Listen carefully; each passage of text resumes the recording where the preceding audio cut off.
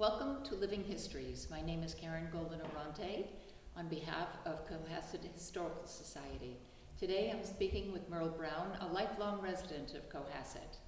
Merle is past selectman for 4 terms, entrenched in the Boy Scouts and the South Shore Recycling, member of the Lightkeepers Committee, Beechwood Ballpark renovation, Governance Committee, Cable Committee, and this will be Merle and his wife Joan Brown's 25th year volunteering at the Pan Mass Challenge. Truly, you're very passionate about your hometown.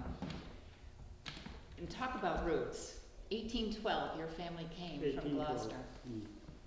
So, now your great-grandfather Ezra was selectman for 2 years, and your grandfather was selectman for 30 years. And when your dad started, Herbert Lincoln Brown. No, that Harold Ezra Brown. Harold Ezra Brown. And now he was who started the In fact, to change that back, it was Ezra Harold Brown, but he never liked the word Ezra, so he always went by Harold. Okay, and is he started the Brown store? No, my grandfather started the store, and then he took it over when my grandfather died, and he ran it from there on until he died, and my mother took it over for about 5 years, and then she sold it to my brother. And he ran it until 78, and then they closed it up.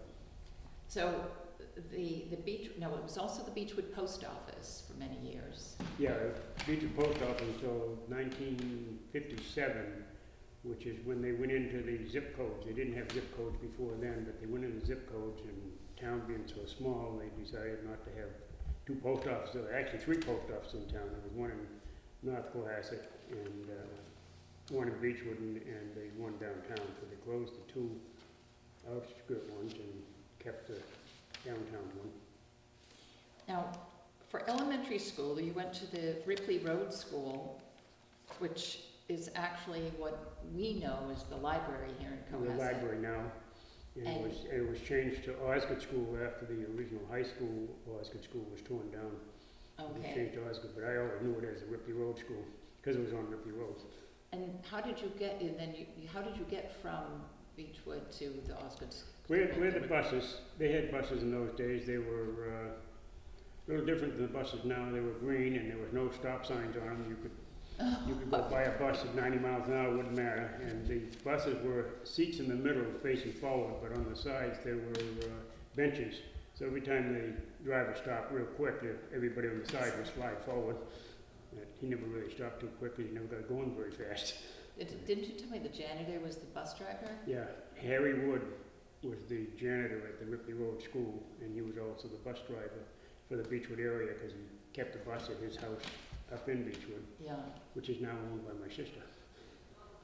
It's an apartment house owned by my sister now. So after the Osgood School, then you went on to, now this is got horse and buggies here, so I'm just showing this for photograph. Yeah, I wasn't there with the horse and buggies. No. But this is the building, though, yes, which you're very familiar with. 1892 or 94, somewhere around there. I'm not quite sure the date, but it was built in the 1800s.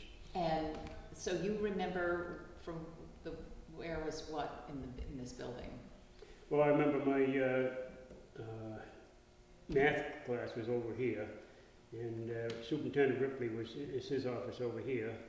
And Miss Fay was the English teacher up here, and I don't remember the guy's name now, but he was the history teacher over in this room.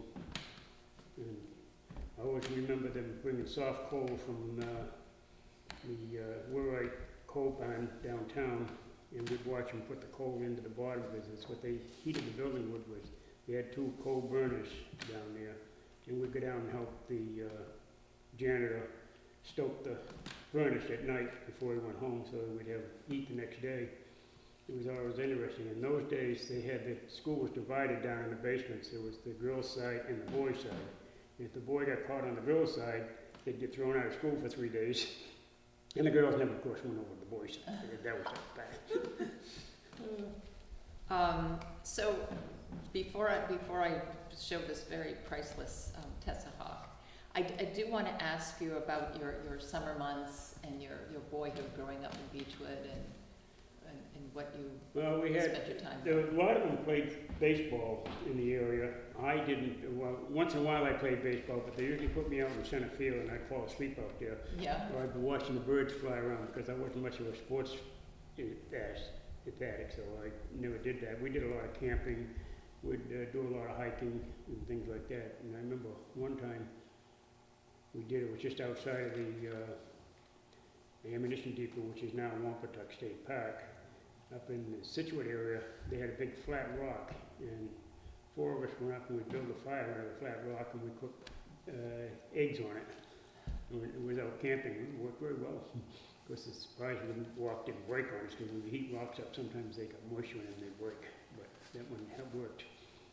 now, were you a Boy Scout then? I was in Boy Scouts for about 2 years. I got to be second class, and that was at the Osgood School. And a good friend of mine over the years after that, Arthur Lear, who just passed away a couple of years ago, he was my scoutmaster. And for many years we had many years he was a scoutmaster there. And then I went to 4-H because my neighbor across the street was the leader of the 4-H.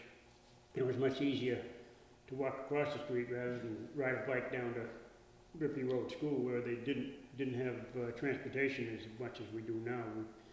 A lot of people didn't have any cars at all, and who did it were usually pretty old cars, and you really wondered whether you were going to make it down the street or not. Mm-hmm. But so I usually rode my bike down, but in the nighttime it was the time the meetings were at night, and I'd have to ride my bike back at night, but we didn't have to worry about traffic in those days like we do now. My mother and father didn't like me driving around in the dark on my bicycle, so it happened to be that Stuart Sargent, who lived across the street from me, was the one that took over and made the 4-H. And we had what was called the BIA Hall, which is now Laughlin owns it, but it was originally in a hall there. And we used to have our 4-H meetings there, and there was a Grange in the same building, and they set up so that they could have contests on different things, and they had one for best gardens, best vegetables out of the garden for the 4-H, and I won first prize there. And the next step was to go to the next Grange higher up, which was in Norwell. It's still there, but it's a building now is a plays and things like that they have there. It's right on River Street in Norwell, just before you get to Route 3. And I went there with my vegetable, but before I got to go there was a person from the 4-H came to the town to look at the different ones that had won different things, and of course I'd won the first place on the vegetables, so he wanted to see the garden. And at the time we were walking down to, actually we're coming down to Sandy Beach to go swimming, and we were about probably a mile and a half down the street, and he saw us and he asked us if anybody knew me. I said, yeah, I do. He says, well, I'd like to see your garden. I said, well, we're going swimming. Well, no, I want to see your garden. He told me who he was. I said, okay, we'll go back. And he didn't like my garden because there were too many weeds in it. Oh, gee. I said, well, the vegetables are still very good, aren't they? He says, that doesn't cut it all. You have to have no weeds in your garden. I said, well, okay. So I came in 3rd place at the next level because I had the weeds in my garden. They knocked me down a few notches on it. But then during the summer, one of the summer times, there was a 4-H camp down in the Cape called Camp Farley, which is in Mashpee. And I was a counselor down there for the summer ones. I forget which season it was. I think it was 14 at the time. But it was always interesting on that one. It's the same thing. They had a rope strung up down through the camp. And of course, in 4-H, you had boys and girls. But the girls couldn't go on the boys' side. The boys couldn't go on the girls' side of that rope. You had to stay on your own side of that rope. What other way change is now? Yeah, yeah. But it was a great time. I loved doing that camping, and that's where I got more involved when my son got to be scouts, and I did a lot of camping after that. You were telling me that you used to weed gardens 8 or 9 hours at a time Yes. for $1. Unfortunately, Wow. we weeded the garden and we left all these beautiful flowers that were there. They were the yellow flowers. We thought they were very good. We took out all the stuff around them. Unfortunately, we tore out all the potatoes and left the ragweed. And the guy wasn't very, he didn't pay us. After that time, all that work, we didn't get paid. That was the end of that job. So now, up in Beechwood, there were many farms in that area. Yeah, there was 3 cow farms. 2 of them were very small. One was 2 doors over from where I am now. It used to be Aaron Pratt's farm. And then there was a Litchfield down on Don Street. He only had about 5 cows. And Aaron Pratt had, I think, about 10 cows. And then they would deliver their milk down to Warwick's farm, which was down the street. It's not where the Warwick farm buildings are now, it's down further, but all that area used to be Warwick's, and all the cows used to roam around through there. And the areas you could walk through there because there would be no underbrush or anything, because the cows kept it clean. And then the other one was the piggery. Howard Bates had a piggery. He had it down where Riverview Drive is now, which used to be his main piggery, next to his home. Then he had another one up in what they call the Wolf Pit, which has since been sold to the town or the water department because they didn't want people building up there, but it used to be a area where he kept pigs up there. And then he had another one down on Mill Lane, down at the end of Mill Lane. He had a piggery down there. And that was pretty much it, the piggeries and the cow farms. Down below the piggery was the water department, had their pumping station. And when the electricity went out, they had a one lung, what they call one lung engine. They would keep the pumps going. And you could hear that thing all over town practically because it would thump. It would sound like thunder going all day long until they got the electricity back into place. It was interesting times. Now, I just wanted to show, actually, this is your high school, the very first Tessahawk. From 1951, graduating from the high school. And I have to say, Merle, I found you here. You did? I did. And I have to show, there is a picture here that we're going to have to, there's you. And I have to say, you look like Simon Baker. Do you know who he is? No. Simon Baker is an actor today. We'll have to show Simon Baker with a picture of you to show the resemblance. But this is wonderful to see the very first Tessahawk, which is the yearbook that has, has traveled now through. Now, they didn't have yearbooks prior to this, or? No, because it was still, 51 was after the war, but they were still written over the Second World War, and then the Korean War started around 50, so there's still a lot of people were involved with the wars, and they didn't have the kind of money that they needed to do it.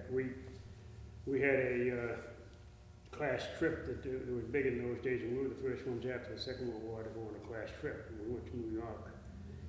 It was money that we'd saved over the time frame of 4 years. We went to New York City for a weekend. Wow. It was amazing. There was things you wouldn't be doing nowadays. Yeah, but in those days, how did you get there? I think we took the train. I don't quite remember how, but I believe we took the train. And of course, we never saw these tall buildings. And we were up on the 47th floor or something in a hotel, looking out. Wow, those little people down there in the street. And it was a good time. And that was the first one after the war. They had them before the war. But I don't know where they went before the war, but ours was the first one after the war to be able to go on a class trip. And I don't think they do those anymore. I think they do. I don't know. I don't remember going on a class trip. Yeah, I don't know what year those stopped, but yeah, this is a joy to look through. It is. It's quite a book. Well, I still got mine at home. Yeah. Well, good. Now you met Joan, your wife, at D.S. Kennedy bowling. Right. So you were bowlers.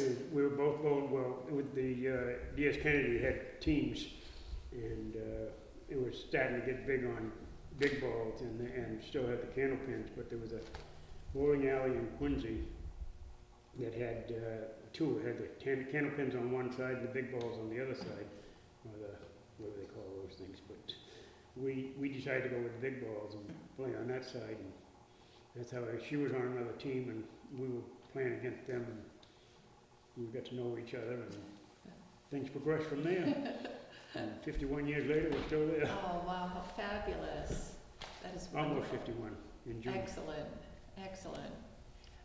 So you worked in Hingham for 3 years. Now, when did you have your first child?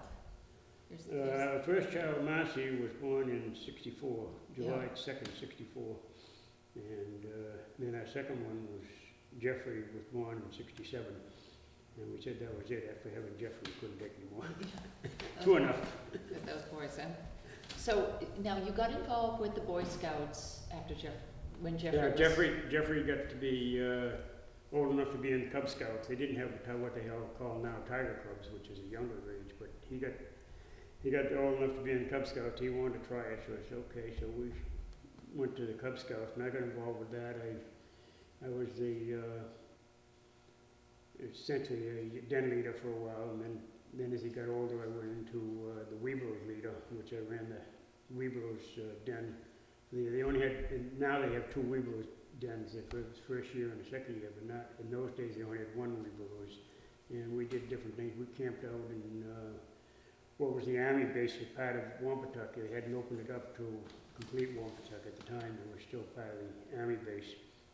And we camped over there. The Army let us go in and camp there. And I remember we had, in fact, I just gave Jeffrey, I have a picture of the Weebles den. It was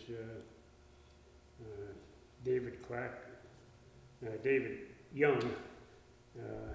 I gave him a picture the other day because he still lives in town, and a picture of him in it, and a picture of Jeffrey, and a bunch of the other kids in it, which I don't remember their names anymore, but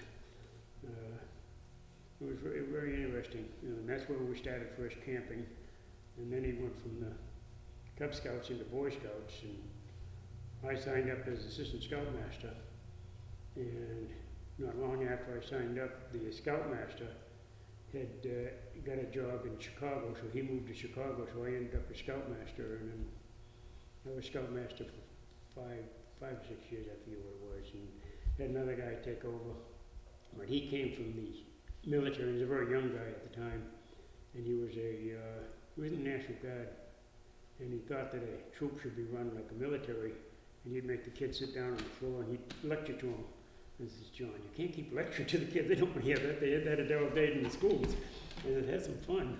But he never could really get into it, and so I took it over for another short while, and then somebody else came along, and they took it over.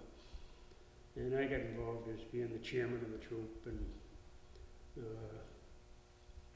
doing a lot of camping and things.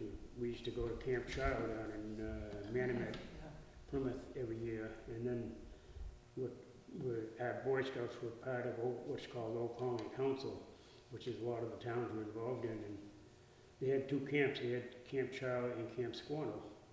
And they had to sell Camp Child because of depleting money that they had, the cost and insurance was going up, and you have to pay more things for people. You couldn't have kids come and work for you with no money, or just to feed them. You had to pay them, and that cost more money, so they had to get rid of one camp, and they chose the best camp to get rid of, unfortunately. They got rid of Camp Child, and then they had Camp Squanto. But first time I think I missed a year since started going to camp in 81, 82 was last year. I didn't go to summer camp with them, but I've been every other year since then until last year. I might go back this year and see how things are. Now, how did the Boy Scouts get involved with the recycling, and how did you get involved? And when did the recycling Well, recycling started in Cohasset back in the Second World War. Oh. And we used to, in fact, I remember going around with the police department in the cars, and we'd go to different people's houses. If they had any canned goods or anything like that, we'd gather them up to send to the soldiers overseas. And we went into one house, which used to be the Napa Estate, and now it's the Roy's house down on Atlantic Ave, rather Jerusalem Road, yeah. And we went into the cellar, they says, go ahead, get down, whatever you need. It was like a grocery store. My God, they had more stuff than that, you couldn't believe all the food they had. And so we took quite a bit of it and filled the trunk of the car up and then went off to other ones. But after that, Arthur Lear, who was the scoutmaster, he was also doing a lot with the different people, and one of the ones that used to collect newspapers was called Sugarman out of Quincy, and he got to know him through insurances because he was in the insurance business. And Sugarman used to come down and leave a bin for us on North Main Street at the James's house. They had a garage out in front, and we'd have people put their newspapers in there during the time, and when it got to be full, it'd take about a month, and we'd fill up, and we'd bring a bin down, put it out in front, and we'd bring the scouts over on a Monday night, which we always met, and we'd load that bin up, and he would take it away, and he'd give us about $25 a ton. So we had good money for the scouts. And then, just as the things changed around, the bottle bill came in newspapers, instead of $25 a ton to pay you, they were charging $25 a ton. So we was up at the RTF, which now is the RTF, was the landfill before. And we had a little building we had built, and people were bringing their cans to us for returnables, and what came along more and more and more, and now it's one of our best fundraisers for the things. And we use the money for the kids for their camping and buying equipment, canoes, and we've got 7 or 8 canoes now, and the different things if they need tents and things like that, we buy them. We also have a scholarship fund that we give out every year at the school. And the only requirement is that somebody, if they could apply for it, but they had to be in scouting. It could be in Boy Scouts, could be in Cub Scouts, and it could be in Girl Scouts. We've given them out to both sides, depending on the year.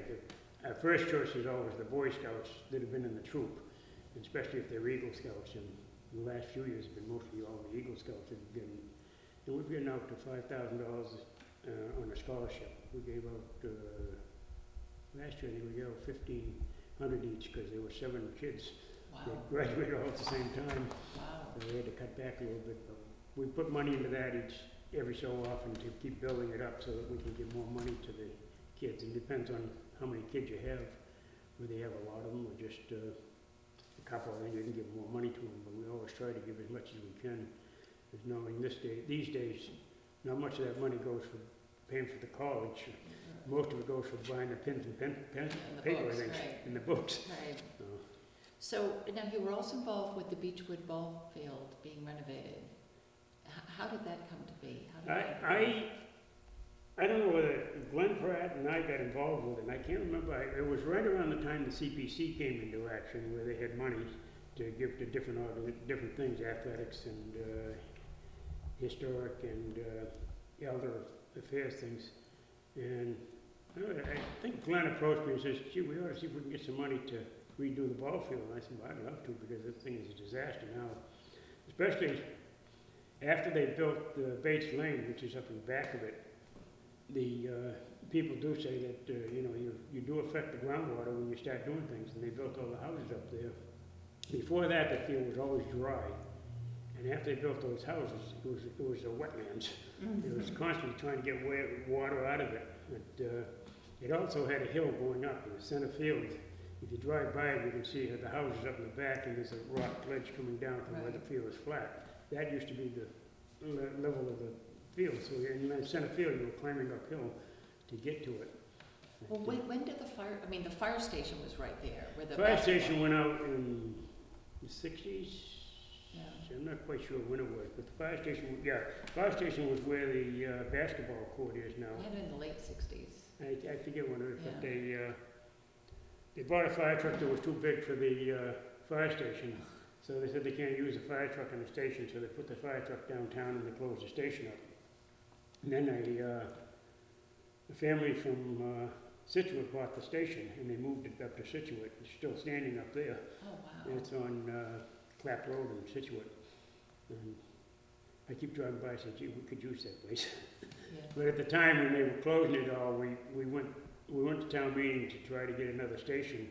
We had a 2-car garage station with a boat in it because we had the problem not long before that a girl drowned in the river down below, and he thought we needed something for the protection of kids, but town meeting didn't vote in. You know, how many kids stood in that fire station waiting for the school bus? Oh, God, there used to be probably 10, 15 of us would wait there when the weather was cold. We'd go over there and wait until the bus came in. And the fireman always liked it because there was only one fireman in the station, and he's all by himself. And so he liked it when the kids came over and had somebody to talk to and things to do. I mean, when the Beechwood bus stop, at the stop at Beechwood, there had to have been 25 kids. Oh yeah, yeah. Right. The school bus didn't drive around and pick the kids up at their houses. Everybody met either at the fire station or the corner.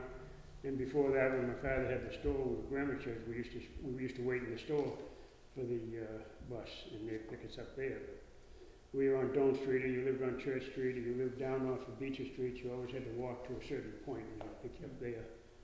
It's a little different than nowadays. So in assessing after the firehouse came down, and assessing now this whole groundwater change for the field really made it more of a challenge than just. Yeah, it was a challenge to keep it. But after the fire station moved out, one of the first things my wife got involved in was volunteering. She went to the town to ask for them to put a basketball court up there and some other different things so that the kids would have something to do, because all we had was the ball field.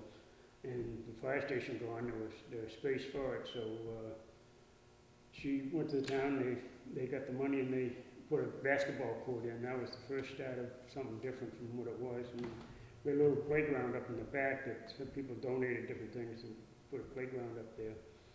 And then things just, the schools were getting bigger and needed more fields, and they used to use the ball field up there, and the school, one of the schools, I forget what it was, but one of the schools came to us and said, "We're not playing here." We had to forfeit the game to them because they said they're not going to play on that field. It was terrible. And you'd had their boots on to walk around in the outfield. So one thing led to another. I can't quite recall how Glenn and I got together on it, but anyway, we got together. We went to CPC, asked for some money, and they gave us some money. Well, we got the first time we got some money for design work, and we hired Boston Survey out of Norwell to do the design work on it, and then we went back to the town for the money to build it. We went to the CPC, and they got some money from them, and they would have liked us to raise money privately if we could, and we said, well, we'll try that. But remember, this is a town field. It's not just a Beechwood area where we could just raise the money in Beechwood to have a field. It's a town field. So I went out and I raised a little over $50,000 for it. The whole field will cost $600,000, redoing it and everything. And they did a lot of work on it. They put in a sprinkler system in it now, and all the grass was supposed to be organic rather than any pesticides. I'm hoping they're still using organics on it rather than pesticides. It's worked out very good, and now they have a lot of games there. It's always busy, yeah. There's always teams playing. You can see and the teams like it because it's a short field. They get more chance to get a home run where they could get in other fields that are longer. Yeah. But it's worked out very good for them. Excellent. So you brought a picture here with you today. What is this of? That is, mostly it's the names on there. The picture's a lousy one. That's a bunch of the kids in the baseball time frame. That was when the bench was taken there. And the names are on the back of it, who were there. Rather than the next page. Oh wow, yeah. And a lot of them are still living in the area. Right. And some of gone. names. That's excellent. Well, I'll have to say, Merle, thank you. We really appreciate your coming. I know we've mentioned this a few times, but I'm really glad finally. Finally it happened. Finally, it's been such a pleasure to have you on Living Histories. And I have to say to you, and I'm sure I am one of many, many, many people, I want to thank you for all that you have done for Cohasset in the past, and you're continuing to do. Well, I enjoy it. It's just My wife awesome. is fine now. She enjoys it too. Yes, she's as busy as you, I know, and the two of you are awesome. And good luck this year in your 25th anniversary of the Pan Mass Challenge. That's pretty awesome. Oh, yeah, Yeah. it's 25? Yeah, according to Joni, it's, It could be. to listen to the I know it's boss. over 20, but Yeah. we got started on that with Marcy. It was because she started riding her bike in the Pan Mass Challenge, and then she got married, and her husband went, and we helped out at the different stations, and then they left town, and we're still there. It's like Jeffrey with the It's like you Scouts. said, Leeds Jeffrey Boy left town, Scouts and you're still here. here. Excellent. We don't know enough to quit, I guess. Well, again, thank you. Yeah. And on behalf of the Cohasset Historical Society, which is where we are sitting in right now, we want to thank you for watching Living Histories. Goodbye.